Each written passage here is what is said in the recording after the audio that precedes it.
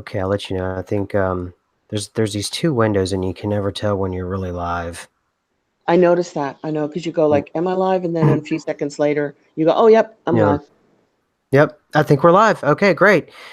Well, everyone, thank you once again for coming on an odd day at an odd hour for this particular channel. And it's kind of an experiment when I do something like this to see who's kind of around depending on their schedule and sort of where they are in the country and where they are in the world. So thank you for showing up, everyone. I see we have a few watching now. And what we have today is someone that's usually in the live chat, and I'm honored to have her here because she is just a wealth of information.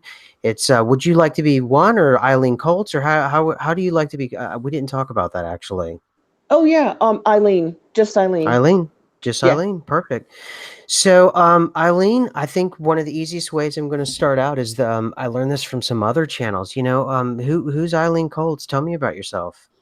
Oh gosh. Oh, that's like the $1 million question that people always ask first and makes people. It's like, let's start talking about me now. It's something we're not really used to doing, but my background is in mainstream media, and it's Mm, not something that I like advertise and put out there a lot because I have a Mandela effect and a quantum consciousness channel. I've combined the two, and I do.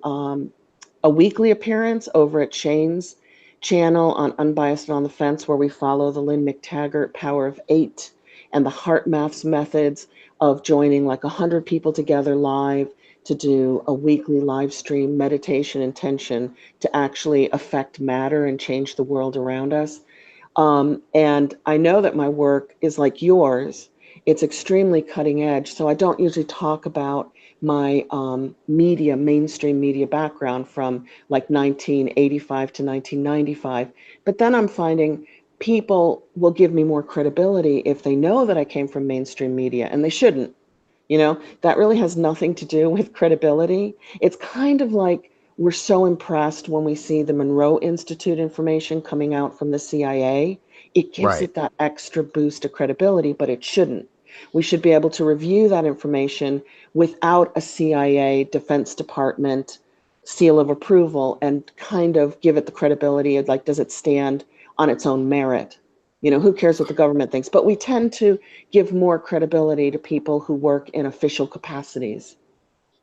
Yeah, that's very well said, and that's exactly the point I make sometimes is that I'm a little disappointed in myself that a lot of the things that were presented to me I knew intuitively or I'd read in other books or certainly other people that I respected. I would watch their videos and there was nothing really actually new within those 29 pages that I read with the Gateway Process, the CIA FOIA document that I've left in the description for anybody who's new to the channel. But I must admit I took it one more level up in seriousness, and I'm for me it was at first I was a bit ashamed of myself, but eventually I just came to the conclusion, just deal with it.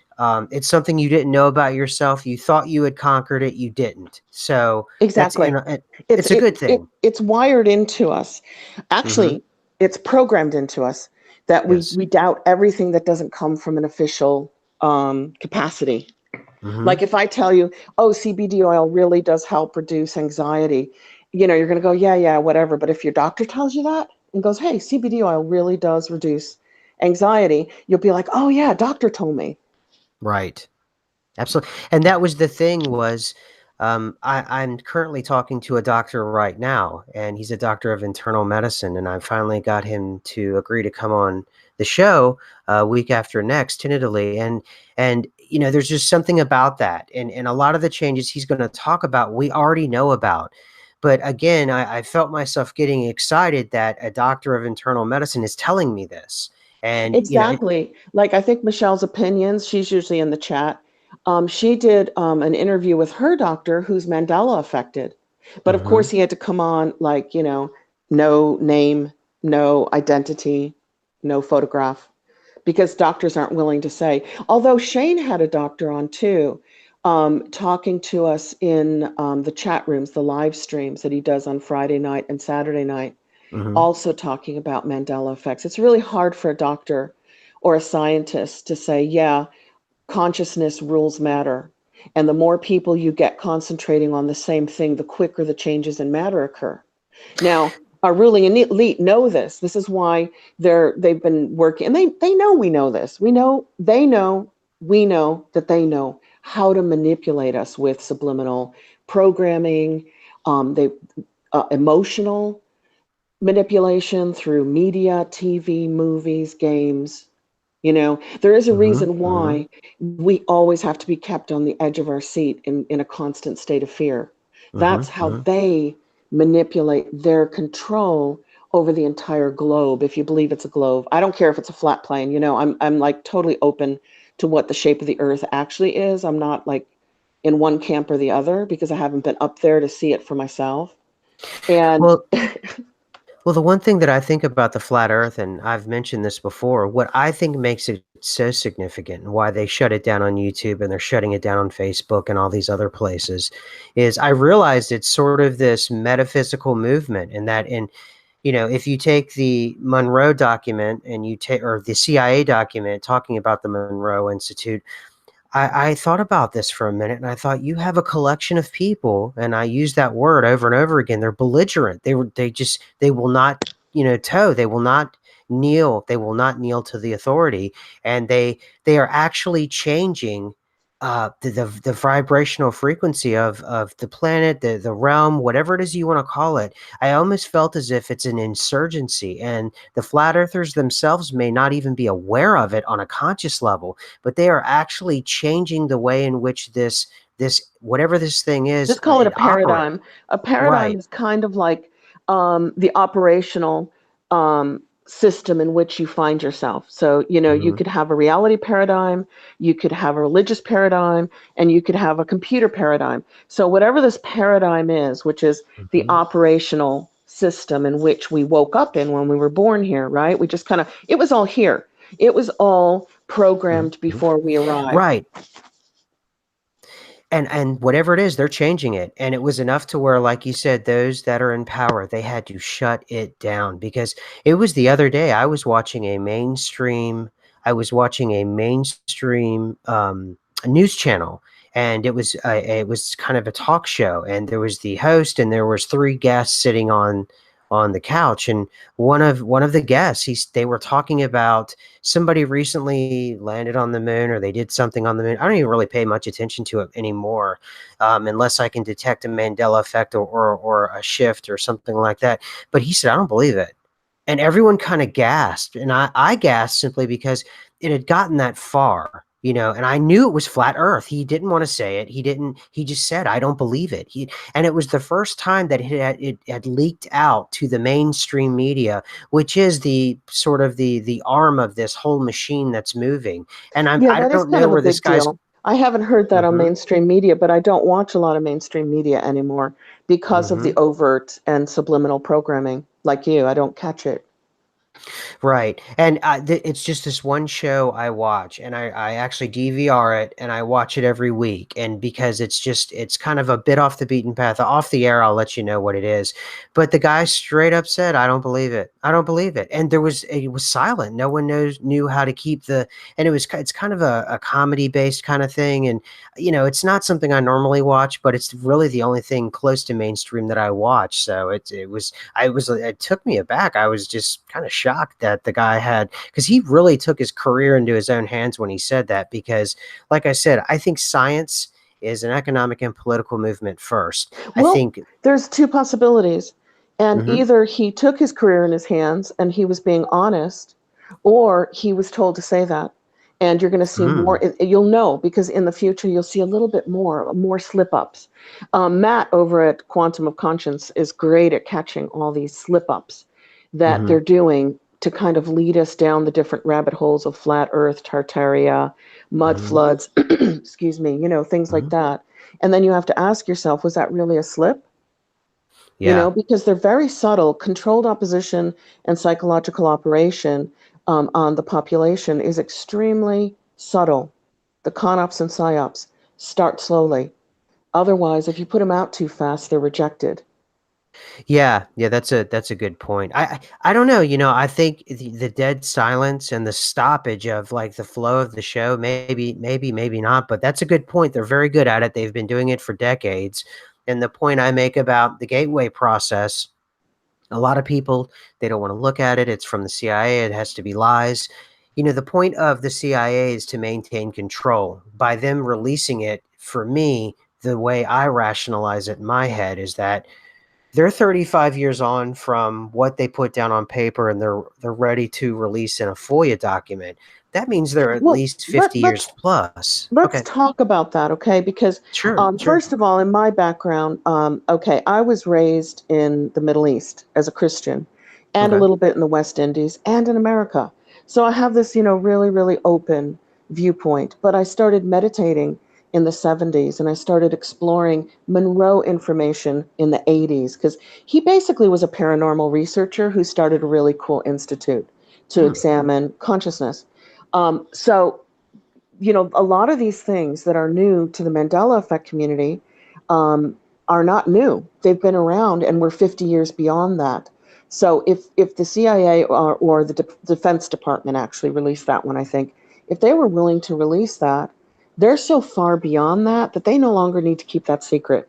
It's like, okay, well, if we're forced to release information, let's send out the documents that start in, baby steps A. But we're already at XYZ, and we're not going to release that because we've moved on in 50 years so far from this. This is safe to release. I looked up the document dump, and it was on January 17th, 2017. So, the numbers are always significant because numerology and astrology is something that our controlling humans, our rulers, pay attention Hmm. to. Hmm. And they dumped 13 million pages. Did you know that? Jeez. Wow. 13 No, million I didn't. pages. Yeah. So that was the FOIA release. And I'm like, well, wait a minute. I know that we have rules and regulations that freedom of information requests have to be addressed and released. But do you really think that our government, and I'm not painting them as baddies, this is their job, okay? They're human beings just like us. And we've put them in charge, or we've allowed them to become and put themselves in charge. Hmm. So, we can't always paint them as these dastardly villains that are translated as archons, Anunnaki, Satan, and demons, right? Um, these people are not going to release anything that they consider extremely important to their intelligence, their defense operations, and their ability to control the scenario, the political scenario, the social scenario, right? So what we get is Absolutely. basically their Absolutely. backwash. We're not getting the first, the real stuff.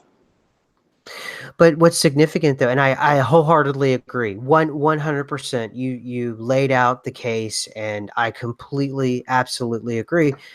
Um, However, I think what I try to get across for people who are doubters about this is that I think you understand that there is a process to this, and part of that process is they want you to know on one end, and then on another end, they don't care what you know whenever you're 35, 40 years back, because you don't have the funding, you don't have the intelligence apparatus, you don't have anything that it would take to endanger them, because first and foremost, your becoming as an individual in terms of your spiritual awakening or anything like that, that doesn't threaten the immediate operational control that they have over the United States and the globe. And by them releasing this particular document, no matter how much spiritual mileage you get out of that document, as far as they're concerned, it's going to take you more than a decade, and they'll see you coming a mile away before you become a threat. And by then, they probably have another 13 million pages lined up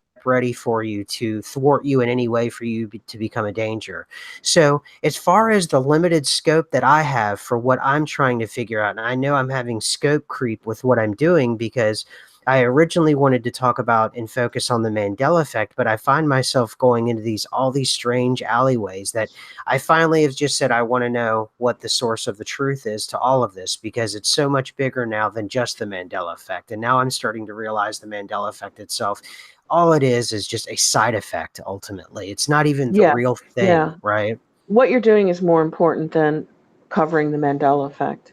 And, you know, we were talking about that before the show, that when we do these kinds of things, you know, sometimes you can have some kickback from that, because any great changes in mass consciousness always start small. You know, it's always the few people who started to ask for women's votes. It was a few people who demanded an end of slavery in this country. It always starts small and then it snowballs and it gets really, really big. And then once it reaches that critical mass, everything changes. You know, you can talk about the Yeah. 100 monkey effect, you know, but it Hmm. really is a critical mass level. So, what we're talking about now, the Mandela effect, is like a wake up call. You start to see things changing around you, and you're like, holy moly, how is this happening? And then the immediate monkey man, monkey woman reaction is, oh my God, I'm so scared. I'm going to go hide. You know, this is terrible. It's changing my belief system. It's threatening my view of reality. And then most people get over that and they start to realize that they're still alive. The Mandela effect didn't kill them while they were sleeping. So now they're curious and, you know, they come out. You know, it is like almost taming animals. You know, if you think about it, first you Hmm. have to get that animal's trust, and they've got to realize you're not going to kill them and eat them. You know, and then they start to come out and get to know you. And this is how the Mandela effect is working. People are starting to get comfortable with the concept. And then your channel is the obvious next step. Well, okay, it's here. It's not going to hurt us or kill us. So let's find out what's causing it. Why is matter changing in inexplicable ways around us? You know, and I love Cynthia C. Larson because she's been Mandela affected like me since the 90s. And she wrote a book, I think in 99, maybe 2004, I don't know, 2001, called Reality Shifters. Oh, Now, wow. yeah, when I interviewed her on Unbiased and on the Fence, we do the Power of 8 at 8, where we get together to change the paradigm into a more peaceful, cooperative, compassionate um, paradigm. We had her on, and she said she borrowed the term from one of my favorite authors, P.M.H. Atwater, even before the 1990s. So, and that woman is amazing on near death experiences, which, you know, someday I actually died and was resuscitated as a teenager. So that's kind of like a discussion for another day. But that woman who wrote the best book on what happens to consciousness when you die and they bring you back, she Well, that's coined the term interesting. reality shifters. Okay, so it's all tied together. It's all about consciousness shifting either while you're here and awake, or while you're in the dream state, or while you're dead. You know, consciousness has this ability, it is forever, it is immortal. You know, that is the part of you that cannot die. You know, that first law of thermodynamics where energy cannot be consumed, it can only be Hmm. transformed into another energy. Are you Yes. familiar with that law? Yes. Okay, that's your soul. You know, your soul or your spirit, that spark that is you, cannot die. It can only be transformed. And when we say transformed, we're dealing with literally consciousness shifting. Wow. So that's something very, very interesting you said. I obviously I had an NDE whenever I had a pretty traumatic car accident whenever I was a teenager. So that is one thing that kind of binds a lot of MEs together, or It sure whatever we does. are. Yeah, and whatever we are. I don't know what we are, but my experience was a bit different than others. I don't remember a whole lot. I remember being conscious and not being in my body, but I never looked down and saw my body. I just was aware that I was not where I used to be. And I remember being very I wanted to go back. What, you know, and that's, I think, because I don't know if it was my youth or whatever it was, because if I were to ever to return to that state again, I'm not entirely sure I would plead like I did before. So, but I certainly wanted to go back, and I went back, but it was like 2 weeks later. But when I came to, Were you in a but that's, coma? well, they told me that they kept me under in a coma. So I wasn't in a forced coma. So it was kind of I guess they medically induced the coma because of the internal swelling I had. So that's that's what it was. And when I came to, I had a huge tube sticking out of the side of my chest, And then I had one in my mouth, and it was like, what? And it literally took weeks later, maybe even months, before I recalled that moment when I guess I was maybe dead. And then I would say it was probably a year later before I was okay with it. Like for about 6 months, even though I had still physical pain, and even to this day, I still have some physical pain from it. It took a long time to really come to grips with the fact that reductive materialism wasn't all there was. There was something else, and that very much bothered me because at that point I was very vain about being an atheist. I was very into it. It was very cool. I very much loved being that. And there was something I had to shed, and it was something I really missed, and it bothered me a lot to not be able to be an atheist. So it was It's kind yeah, of it was funny. traumatic. It was traumatic. Yeah. That is kind of interesting because one of the biggest side effects of people who experience death or near death experiences is a total shift in spirituality. So Yeah. it's not uncommon. That's like, and then also some psychic gifts. A lot of people who experience death, which is, I'm gonna like make a differentiation between them. Death is when you're flatlined and you're not breathing, Hmm. and the cord that connects your consciousness to the body is cut. It's Okay. temporarily severed, and then they have to resuscitate you to reestablish the life force in the body, and then that cord that attaches the spirit to the body comes back. Then there's another kind of near death, which I think you might be describing, I'm not sure, and that's when you're in a suspended state of consciousness and you're in a coma. Your body is breathing, your heart is pumping, you still have that cord that attaches your life force to your Hmm. body, your spirit, but Hmm. it's not in your body. It's out there in an altered state. So, do you see the difference? Now, Yes. what's interesting is both people who experience a near death experience of that altered state, which my sister was in for quite some time in the ICU, she had machines breathing for her. They experience very similar, if not the same things, that people who have that cord completely cut and they are clinically dead. There's no life force in the body, there's no breathing, no respiration, no brain waves, no heartbeat. They kind of share, but the difference is, um, I think the difference is how far you go. I think when the life force is cut, your Mhm. spirit can go much further, and that's where it can experience the tunnel, the angels. You'll see Buddha or Jesus or Mary or Vishnu, whoever your idealized spiritual leaders are. You might see them. You might see dead loved ones Yeah. who passed before you, although people in coma see them too. So it's a Yeah. matter of degrees, isn't it? It's degrees of how far out our consciousness goes. Which brings me to that last interview you did, which was so awesome, with the guy who is like really knowledgeable about the occult.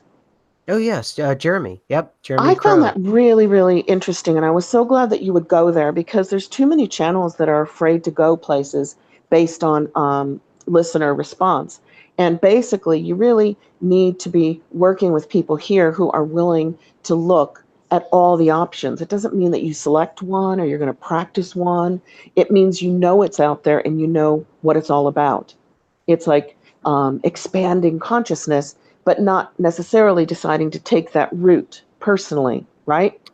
Absolutely. And I'm glad you bring it up because I want to bring it up over and over again to people that are new to this channel. The kind of mission statement. And the mission statement is, without sounding glib or cliche, it's this journey. And I don't know sort of what I'm doing. I just know this thing is real and it's here. And just like my near death experience when I was a teenager, I've had this life altering thing where I know I have to pursue it. I can't do anything else. And the beauty of YouTube and channels like this is that I get to meet people I normally don't come across. And if they have an expertise of 20 plus years, and I don't have to do that for 20 plus years, they've done it for me, like a doctor, like an occultist, like someone else. And they have a perspective that I don't understand. Why on earth would I avoid them? That's insane. That makes no sense to me. And I don't understand the fear others have. It baffles me. And I don't understand it. And it's not a point of pride for me. It's a point of, I just don't understand it. So that's how That's I feel probably about due it. to your near death experience. One of the side effects is coming back with a real thirst for understanding the understandable. Do you know what I mean by that? It's like, Yes. okay, well, who am I? Why am I here? Where do I go after I live here? And where the heck did I come from? Hmm. And then more importantly, what's the whole point of this? Why Yes. am I here? Why am I going through this motion of spirit and matter, a birth until death? And so people who tend to seek at those levels tend to not have as much fear of, no, I must not go there. Nope, that's too scary. You know, that's got the Yeah. D word, devils and demons, not going there. You know what I Right. mean? So Absolutely. yeah, it's kind Yeah. of a bravery and a quest for knowledge above the programming that we've received on where not to go. Isn't that interesting? We've been well coached and programmed for centuries and millennia not to go certain places. It's in our DNA. Yeah, I was a little taken aback by some of the responses and and that's fine. I understand if they don't want to take part in something like that, but it wasn't as if I was doing something deceptive. We were being right up front. No, they Jeremy, were he scared. They'll come back. They're going to miss it. They're going to miss what you were giving them and they'll come back. They might not like sub right away, but they'll be listening. They're probably listening right now. well, I hope This is so. how human beings work. Something scares us, we turn our back on it, and then we're like curious. Oh, well, wait a minute. I still want to know more about that, even though it scared me. Well, the reason I brought up that show is because what Jeremy was talking about was also the degrees of consciousness. So you can be in one state, and then you're sleeping and you're in a dream state. And then you learn how to lucid dream, which means you're awake while dreaming and you can now direct the dream like a director directs a movie. Okay, that is like a step in astral projecting. It's the easiest one because we dream every night. So that's the best place to test out your ability to kind of direct the show. But there are so many other levels of astral projection way beyond dreaming that have nothing to do with dreaming. They're much further out. And that's when you get into like remote viewing, that the government is Hmm. probably still very interested in. I'm sure they're still using remote viewers. And then there's something there are places to go even beyond that, beyond remote viewing. You know, you get Sure. into theta healing, and theta healing practitioners will take you through like first you've got this physical body, and all these levels have consciousness. And you can move through these different levels of consciousness, by your birthright because you're alive and you're conscious. So then you've got this etheric body, which is really kind of electrical, and it's where your thoughts reside. And then right beyond that, you have your astral body, which is quite out there. It can project quite far, and that's where all your feelings reside, and that's where your fears live. So if you're going to astral project only into your astral plane, you might see demons and aliens and scary things because that's where the astral world is where human emotions reside. But you can astral project beyond that, beyond the fear, and then you realize there's nothing scary out there. There's nothing that's going to get you. There are no demons. There are no scary aliens. As you go out further and further and further, you get into kind of safer zones, but they're really much harder to get into because they take practice. Interesting. That's very interesting. So, talking about those particular zones and those kinds of areas. So, do you think that what Jeremy was talking about, he's actually practicing something like that himself? Whenever we talk about ritual magic, or if we're talking about different kinds of magic, I mean, there's almost just a buffet of different ways in order to. You've got chaos magic, you've got and Sigil the magic, entire yeah, all of that. It's sigil, that's logos. exactly. You've got Hmm. word magic. Yeah, okay. So my entry into metaphysics was through the occult. The first thing I studied was the occult.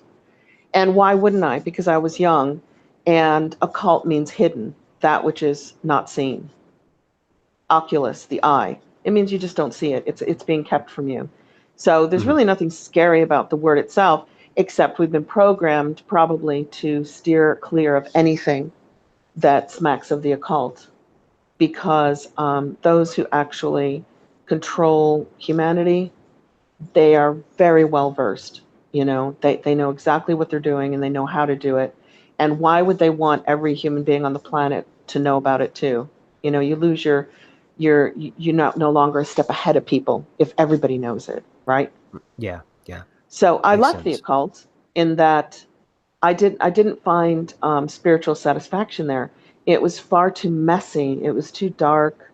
It was too scary. Who wants to work with blood and all that crap? And it was just wrong for me, because I'm much more spiritually evolved, and it just, I don't know. I don't want to say that and sound arrogant, but when you see that ritualistic stuff happening to achieve something that you can achieve through meditation, through Mhm. a oneness with humanity, a oneness with God, a oneness with life.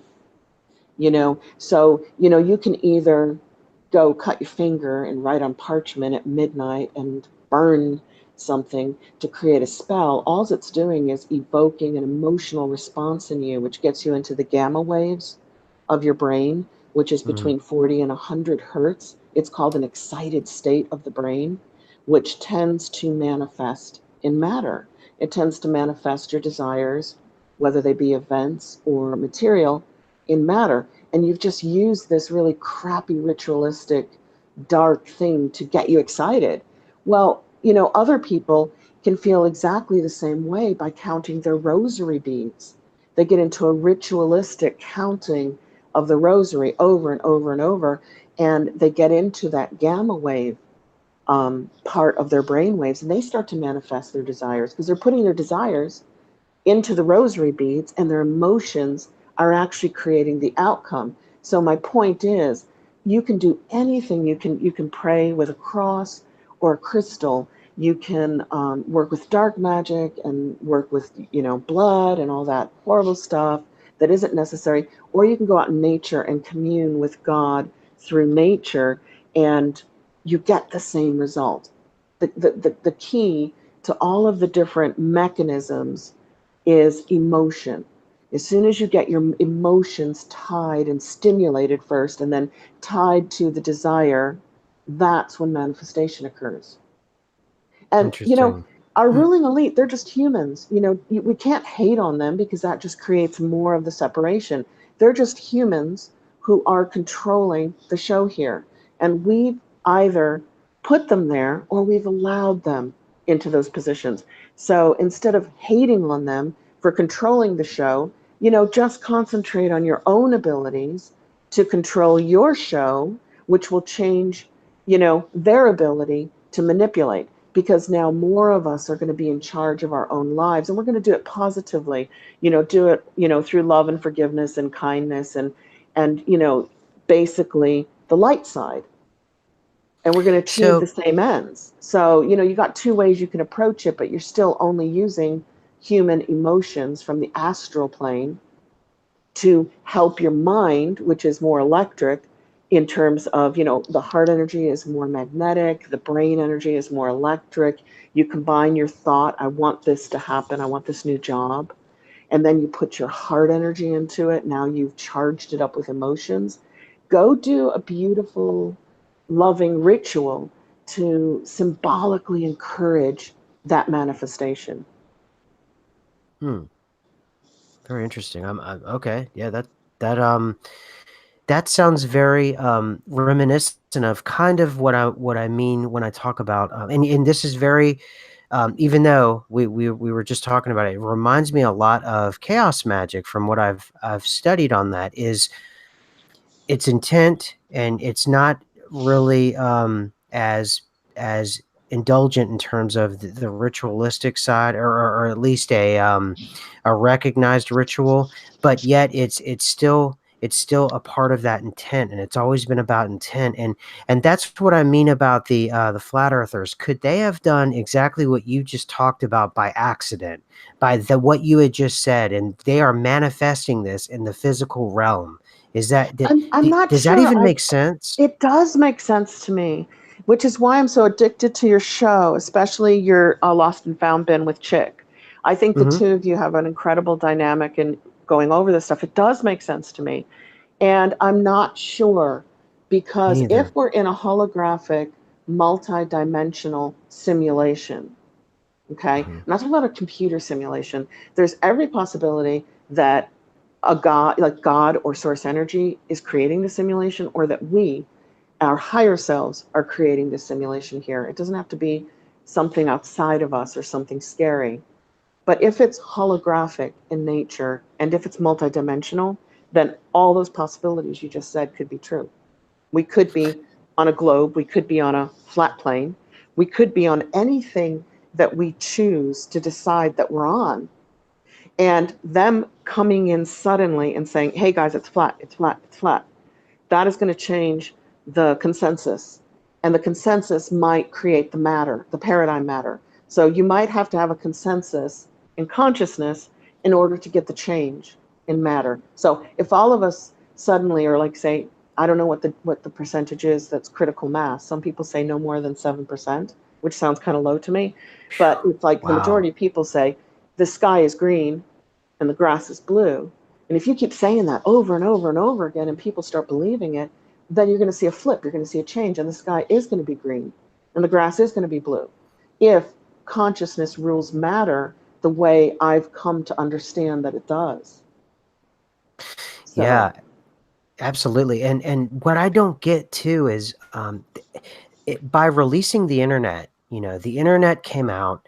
It was absolutely a DARPA sort of creation, and they knew when they released it that there would be this kind of uptick in awareness from human beings. I'm surprised they didn't have a yeah, I am too. Wasn't right, there a some plan. politician like in the 90s who said, hey, folks, we better get control of this or everything's going to change. We'll lose our power? Do you Okay, recall somebody, some famous politician, warning the government that the internet should not be released to the people? I don't. But I disagree with him. But in terms of having it released, but I think he was right, and I think that's what we're having happen. Is you have these pockets now of if you are to take the CIA document as absolute doctrine. I consider it a grimoire at this point. I'm not going to consider it like kind of a Bible, but I certainly consider it a magical, powerful treatise, so to speak. And I think that we have these pockets that are incredibly powerful frequency pockets, and they are emanating like never before in human history because of the internet. And we have yet to really settle. And why it didn't happen with the television age was because, like you said, the ruling elite, whatever you want to call them, there's a million names for them. They had control immediately, and if anything, it helped stratify the population and further kind of direct the population the way that they wanted to go. This Sure. thing here, yeah, but just by the clampdowns. What they're actually doing is solidifying, and they're actually showing by default there is something to flat Earth. There is something to whatever they're clamping down on. They're showing whether they want to or not. It's Well, I almost a noticed a catch change in that 22. too. I noticed a change in that over the 2 years that I've been actively watching the Truther channels and the Mandela Effect channels and some of the Flat Earth channels. Mhm. Um, it's like if they clamp down, it immediately gives it the seal of approval. Wow, this stuff must be true. So now they're starting to clamp down and release the controlled opposition as well, because Mhm. otherwise they ruin the street cred of the controlled opposition. So you'll often, it gets very confusing, and the lines are now blurred as to Mm. what is credible and what isn't, because they know that if they don't attack their own controlled opposition channels, they will be found out as being con op. So it's kind of murky, and I'm not It- sure that Flat Earth wasn't put out as kind of a psyop, as well as Tartaria, as well as mud floods. I'm Oh, not oh, sure about that. I don't know whether it was naturally and organically grew or whether it was seeded. And let me say to everyone in the audience, in no way am I endorsing flat Earth or Tartaria or any of that. However, I do think that it's one of two things. It's either what I said it was, it's a belligerent movement that has formed now its own almost autonomous frequency that threatens to take over the presiding frequency of whether or not we're on a ball or not, or and then you can put any or Tartaria or any of that, or it was Or there in Q, another dimension. or Right, or Q. cute. Right, Yeah. any of that stuff, But the any one and thing they all have in common is that there are people that used to be called conspiracy theorists who are now called truthers. And the one Mhm, thing they all have in common is they distract the truthers. They suck us down these endless rabbit holes without end, which are fun. It's really fun to explore this stuff. So I don't mind mhm. going down rabbit holes, I really enjoy them. But then I soon realized there's no end to this. It's a bottomless pit. Crawl back out and then find the next rabbit hole, when really what we need to be focusing on, do the rabbit holes on the side for fun instead of mainstream media as your entertainment, but focus on developing your own individual power of consciousness over your own individual life, which is your matter, your relationships, your home, your work, your car, your friendships, that's where we need to focus our energy, is increasing our individual ability to use our consciousness to control our matter. And then do the rabbit holes for fun, because they're not really tied to increasing your personal power, are they?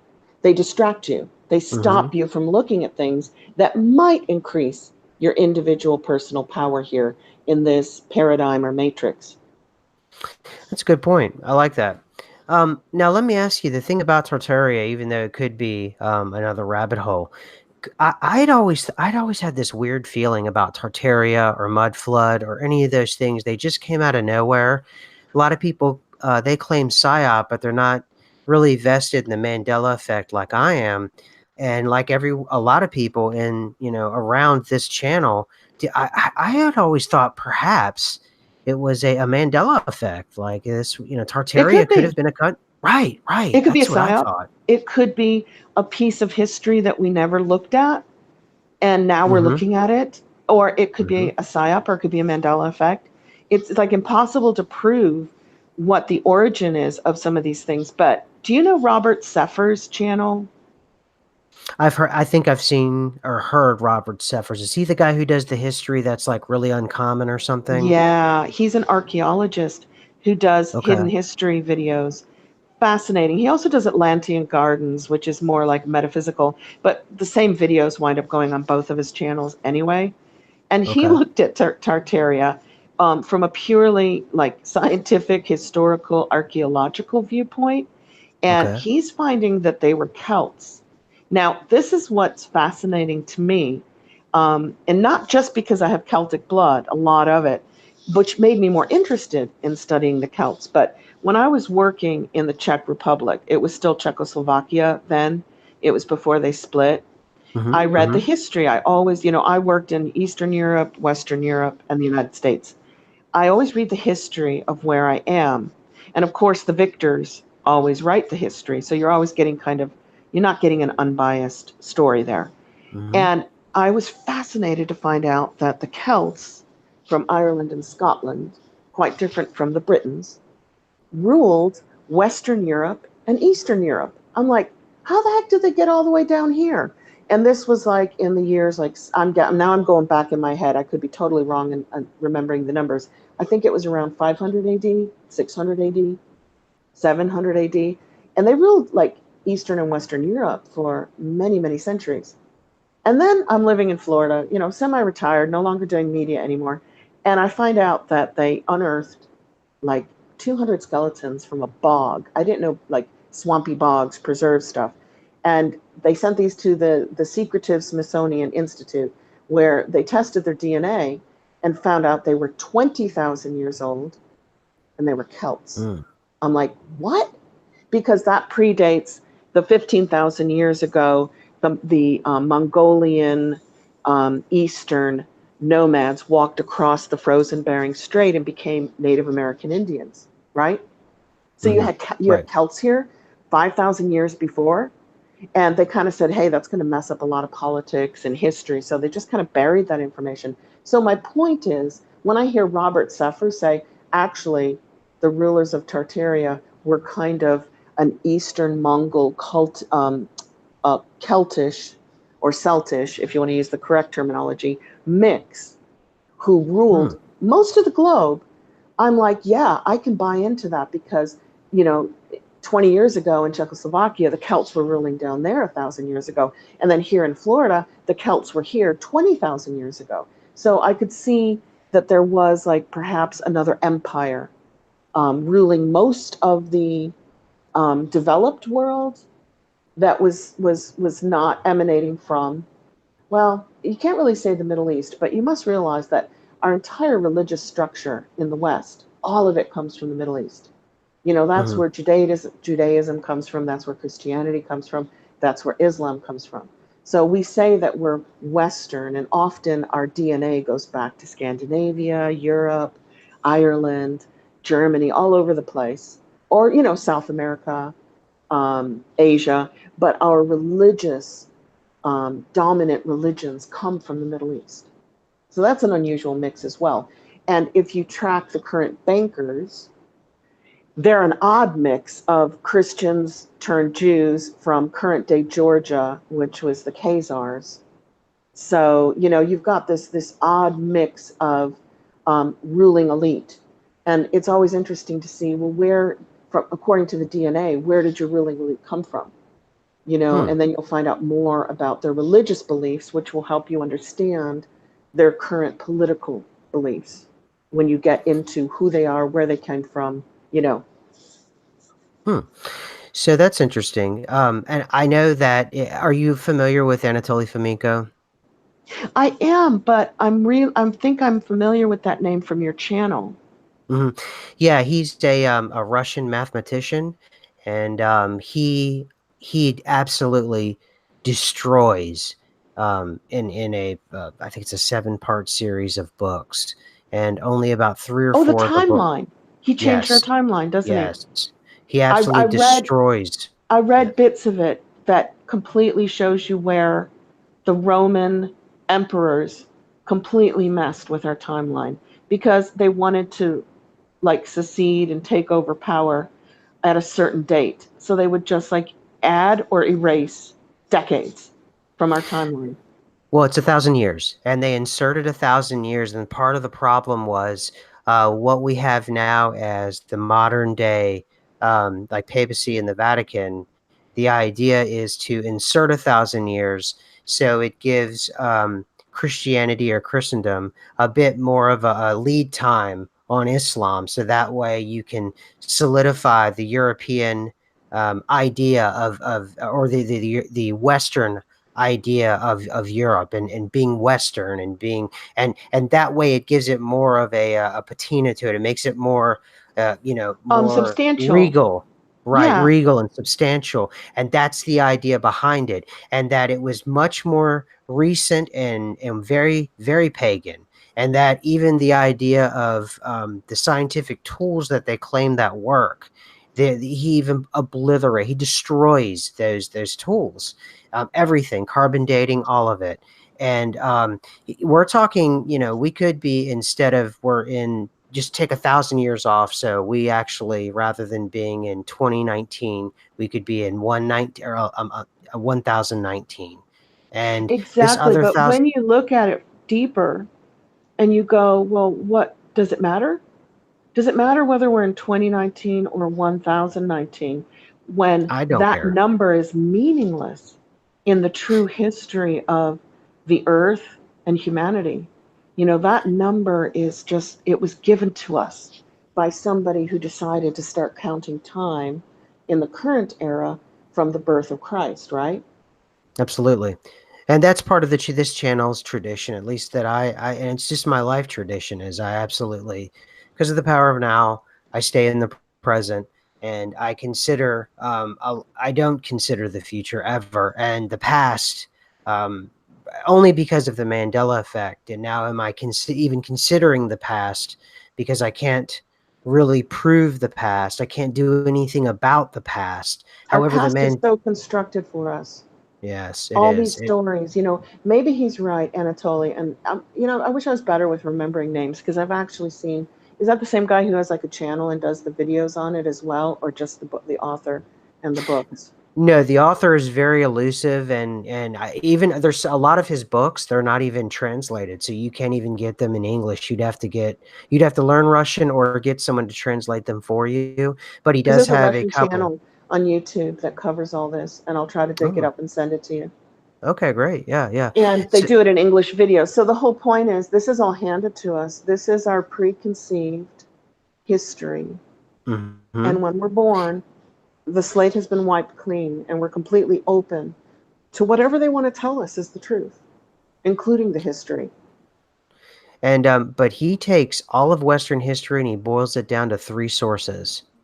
And I don't remember all three of the guys, but there are three sources, and all of Western antiquity. It is all boiled down to three sources, and he basically his conclusion is that it's all made up, all of Yeah. it, And absolutely all of it.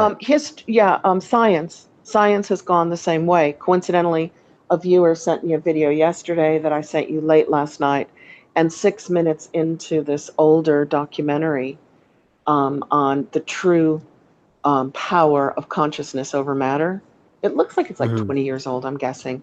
6 minutes in, it kind of discloses that there was a very famous scientist in London who came out in 1957 and wrote a letter of complaint to the media, to all of his colleagues, and said, there is a great global conspiracy to bury any scientific studies and reports and thought that demonstrates the power of consciousness over matter. That's 1957. And this guy was really famous. And I'm sure that ended his career, if not his Oh, life. oh yeah, no So doubt. that's 6 minutes into this documentary. So take a look at that. And then it goes on with the scientists who were involved in consciousness studies talking about what they found in terms of the power of human consciousness over the material matrix it finds itself in. That's the key, guys. Enjoy the Tartaria, enjoy the rabbit holes and the history changes, and enjoy exploring flat Earth versus round Earth. But the actual key, if you want to experience um, maybe a more positive Earth, if you're coming, because I think humans in general are positive, loving creatures by nature, and I think that our rulers are oppressive by nature because that's how the system has evolved.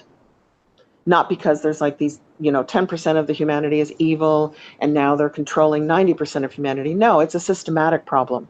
It's how the system has rewarded certain individuals through certain actions. For instance, the greedier you are, right, Mhm. the more power you get. And the more power you get, the more money you get. But to get the power and the money, you have to do sometimes diabolical things to your friends and colleagues. So it's a systematic problem that rewards the worst in humanity with the most material gain. So, are the people evil perpetrating it, or is the system evil that creates the people to perpetrate it? If the system's still carrying on like this in 100 years, everybody doing it now is dead. So it's a systematic problem. The system is evil. The system has the problem, not necessarily, just the people in it. And That's awesome. that's where it's important that we focus on, okay, look at that and get involved and do a protest and sign a petition. I went down all those routes. But if you want to change the world and change humanity, you have to change your life. You have to change the way you think. You have to change the way you operate. And then that catches on and it seeds human consciousness, and everybody around you, subliminally, they pick up on it. And then they start doing it. And then eventually it reaches the critical mass. And then more people are taking responsibility for their lives than ever before. And the goodness in them will come out in a new system. The system will have to change if the people change. So that scientist I see, is it the Great Year? Is that the link? Oh, no, that one's really good. If you want to explore the possibility that the Mandela effect is caused by a binary twin sun. You're going Okay. to love that, because Okay. that's Awesome. basically a possible cause of the Mandela effect. And it's full of scientists talking about the fact that it's more likely that we do have a binary twin. I think traditionally it's been called nemesis, Right. or the blue Kachina, with the blue Kachina, red Kachina in the Hopi myths. Mm-hmm. Mm-hmm. And it's on a 26,000 year trajectory around an ellipsoid around our sun. And as it gets closer, time speeds up, because everything starts moving faster. And of course, as it gets closer, it has a great impact on the magnetic shield being scattered, which causes a rise in the Schumann resonance, which causes, a pole flip, or a pole drift, or a Yeah. pole shift, Which is happening. which, yeah, which causes the Mandela effect. All this stuff could be easily tied together. So that's just one possible cause. I have like many. I haven't decided on one. I don't know if I ever will. Interesting. Yeah, Well, I try to keep the show to an hour. I want you back on. This was I'd love to come incredible. back on. Yes, this was an incredible conversation. We went places I didn't expect, Me and too. that I was all right. prepared to talk about the Mandela effect. I Isn't know, it right? funny that that's like the one thing we didn't talk about? I know, I know. Well, it's kind of good because again, I started strictly with the Mandela effect, and somehow I find myself talking to incredibly interesting people who really don't have a lot to do with the Mandela effect, but somehow are helping me understand what it is I'm experiencing. So, I ultimately, one of the things that I've learned to do is stop resisting. So I just kind of go with it now, Me too. and yeah, I don't resist anymore. Resistance really is futile, and that's more than a bumper sticker or a saying from a show. It really is. So I just go with it now. So I That don't, means you're not afraid, because resistance is fear. If you fear yeah, something, you resist it because you really don't want to have to deal with it. And if you're right. non-resistant, you're just open. You're not fearful. You're like, okay, well, let's see where this leads. What am I going to learn Mm-hmm. from this? Mm-hmm. But I would Well, love to come on and talk to you about the geological changes. This is what brought me and Vanessa Va together. We do have a book. I'm going to put a plug in it, coming out in a couple of months. sure, go That for it. it's with Vanessa, who you know very dearly, and Spirit Walker, Paulo, Pinto, and Shane Robinson from Unbiased on the Fence. And it's 4 Mandela effect perspectives on the causes and the possible outcomes of the Mandela effect. Interestingly, we all have one thing in common, which you have in common, and that's the optimistic outlook that the Mandela effect is only a starting point. That is an awakening of, hey, matter is not performing the way I was told it would perform. Why? What's causing matter to shift and change and pop and flip and flop? And that is the great question, because that changes everything. If consciousness rules matter, then anything is possible here, and everything is possible here. Absolutely. And that is a great way to end the show. Everybody, it's one, and then in parents, Eileen Colts, or look up Eileen Colts Mandela Effect. There's links to her channel in the description, as well as what I thought we were going to talk about, but we went off in some cooler place anyway. But yeah, there's some I'm here NASA. every Saturday night. I'm in the live chat with you guys. It's home. It's my second home here. So there you go. And everybody, please check out the channel. And when the book comes out, check that out. Obviously, Vanessa, check her channel out. I talk about her all the time, though. But I love anyway, Vanessa. yeah, she really is great. So that's it, everybody. This is like I said, it was something that kind of came up, and I just went for it. And I hope you guys, Thank I hope you you. enjoyed it. Yep. Thanks for Thank inviting me on. thank you so much. All right, guys. See ya.